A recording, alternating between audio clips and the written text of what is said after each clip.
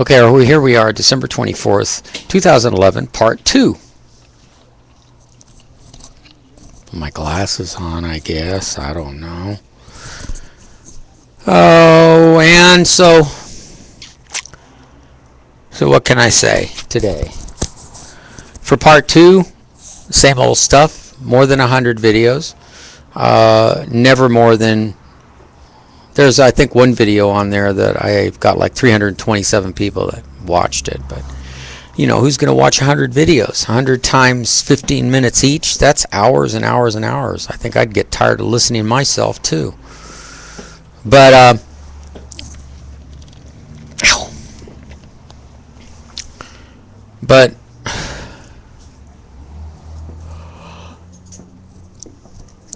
with so much confusion, so much contradiction, so much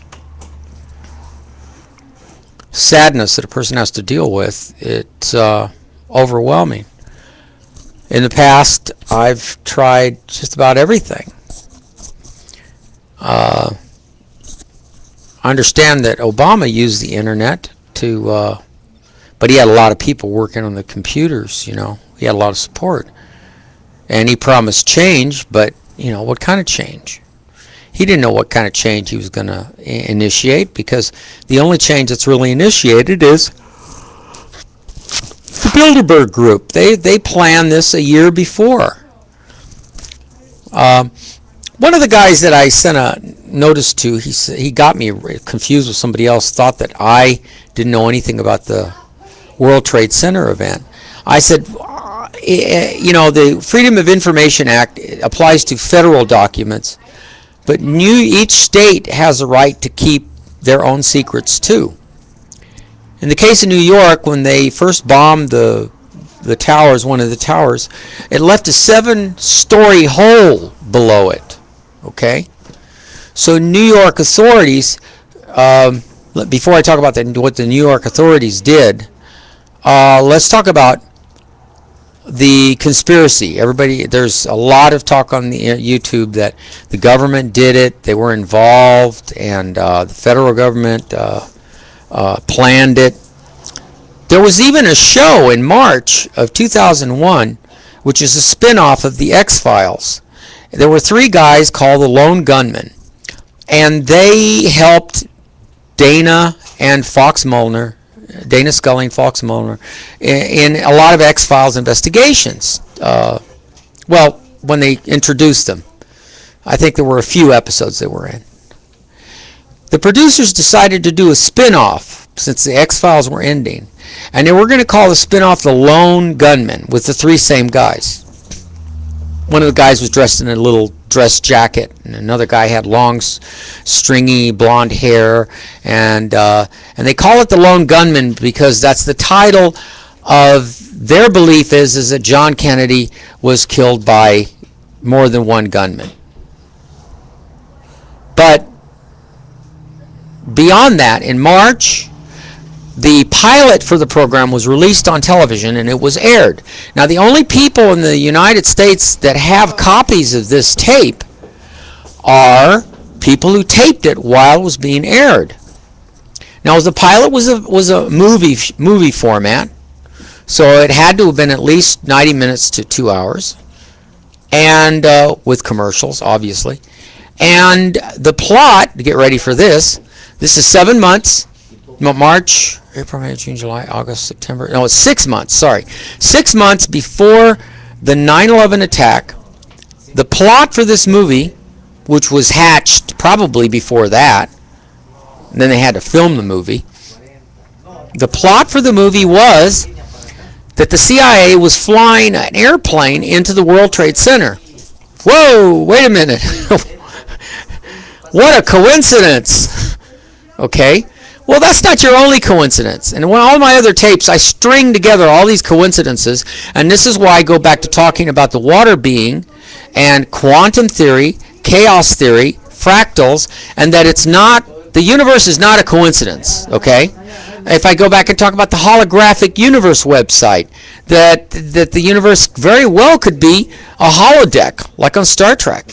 The DNA is 55,880 million miles long, and every segment of that DNA is chemically reactive. It reacts to memory. If water has memory, then you imagine how much DNA one cell of your 100 trillion cells has. When you start putting the strings together, it's too much. There are no coincidences. And when I try to explain this to people, they think I'm crazy. I go, I'm only crazy because you're ignorant. And you have no idea, and you want to stay ignorant, and you don't want to work to find out all the things that I've strung together for you. Go back and investigate what I've told you. One of my tapes tell you there are 5 things, that you need, and I'm telling you, you need to do it on your own. There is a 6th, but I'm holding that for the time that I've got 1 million views with everybody asking me the same question. What's the number 6? Please tell us, because we're already convinced. We went to the holographic universe. We saw the entanglement. We went to the 99th monkey philosophy. We're perplexed that monkeys could talk to each other across more than hundreds of miles of islands in the Sea of Japan, knowing how to wash the fruit. We're perplexed at Dr. Emoto's website that he puts kind statements on water, and the water keeps its symmetry and produces beautiful frozen crystals. But when you put ugly statements on the water, the symmetry breaks down. It cannot stay together, and it does it in all languages. Go to Dr. Emoto's website. So stop trying to criticize me and judge me, okay? I'm a puzzle put together, okay? I put these puzzles together, and you people figure it out on your own. I could give you my views, but I don't think that would be very fair, because I want to hear your views, because I may have missed something. I'm not perfect, and neither are you. Nobody is. But we are perfect when it comes to memory. And believe me, every one of us carry this 55,880 million miles of memory on DNA string, that long, all 100 trillion cells glued together end to end. We carry that much memory, and that goes outside the universe. Not universe, excuse me, strike that. No, outside the solar system. The solar system is about 6 billion miles wide. 6 billion at its furthest point. The Voyager took a picture of the planet Earth from that far out. But 55 billion miles is a lot longer than 6 billion miles, isn't it? It's like our DNA stretches out further, 43 billion miles longer. 43, 44, I don't know. I'm really confused right now about my arithmetic. I'm very tired. Anyway, I had to move a whole truckload of stuff with Caesar, and we just moved and moved and moved, and it was just harrowing, and I've been tired all day. Anyway, I don't know how I'm doing this, actually. I really am tired. I haven't eaten very much today. I think I ate some baby food, and that's all I could eat today because I'm just wiped out. Anyway, baby food is all I had. So, Anyway, I don't have a penny to my name right now, so I'm very, very broke. So anyway, so I strung together. Let's go back to talking about the 9/11 event. So here it is. This program is released in March of 2001, 6 months before the actual 9/11 attack. They pull that program so quick, I can't even get a copy of the pilot, which I really would like to do. I really would like to get a copy of the pilot, and I can't find one. So anyway, so this guy takes off on 9/11/93, September the 11th, from Virginia Airport, and he crashes into the White House on September 12th, on a Saturday. But he took off on 9/11. Now my quantum field generators, which are run by computers, gave me a date of a future attack on the World Trade Center, which would be on 9/11. I don't want you to believe me. I don't care.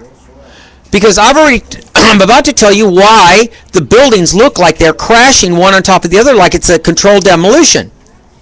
First of all, the World Trade Center is built on pipes, 1,300 feet long. When you enter the World Trade Center, it's not built like the Empire State Building. There's not a skeleton in the building. It's built on pipes around the center, straight up. And when you walk in, there's this feeling of space as far as you can see, except for the center of the building.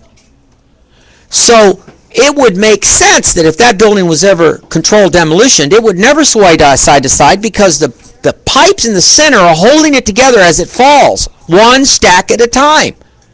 Okay? And every second story that falls on the other has enough weight. If you measure the weight of that one story, just one story of the World Trade Center, it's heavy.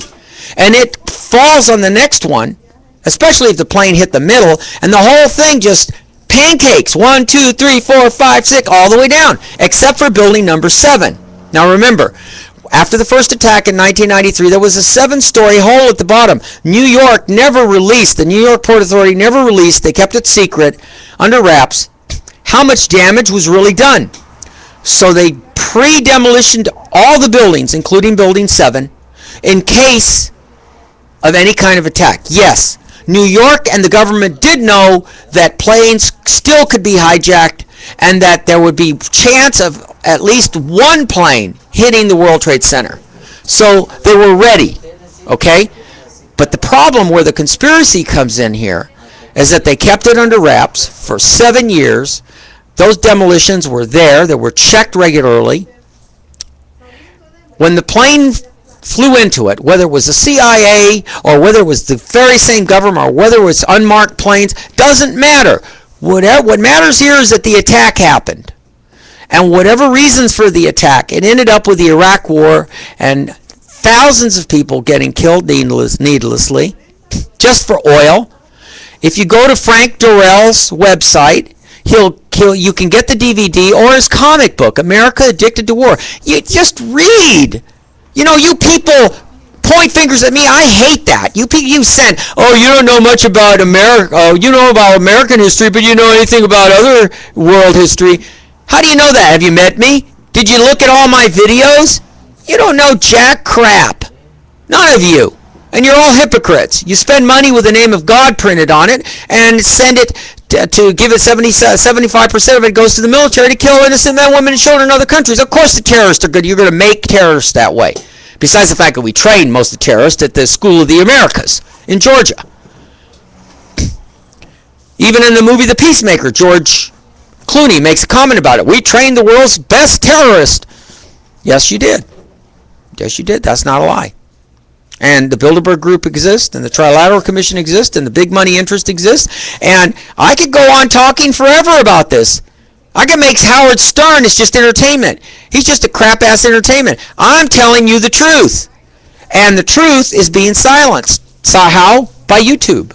I'm being silenced. I'm being silenced by the very nature of America. America knows, the politicians know, you're addicted to your normal viewing pleasure. Like I said, the majority of the Americans are already satisfied. The remnants of people, which might number into a couple of million or so, won't be able to do anything about it even if they did revolt. But if 2 million people take their money out of the banks, that's going to make a dent. If 20 million people, they're looking at some hot, sexy girl on YouTube, instead of looking on that, going to your bank and taking all your money out and just getting your check and stuffing it at home, yeah, there might be some more daytime robberies. But then there's so many police, there should be no excuse for daytime robberies or home invasion robberies. Your money should be pretty safe. So what are you doing about it? You're not doing anything. You don't care. Well, you know, I can explain to you that when that plane hit, they were ready. And they were ready to declare war. They were ready against terrorism. They were ready to do all that stuff. It was all pre-planned. Every last bit of it. But like I said, what they don't plan, what they can't plan, what they can't see are the strings of stuff that I put together. And I'm going to do that on part 3 in a minute. I'm going to actually I only hinted and hit just certain areas because there's too much to talk about. So I probably confuse a lot of people. They can't follow me because I'm changing from subject to subject. So I'll string them out. the fact of all the coincidences. All right, here we go. I'm off the air for a second here.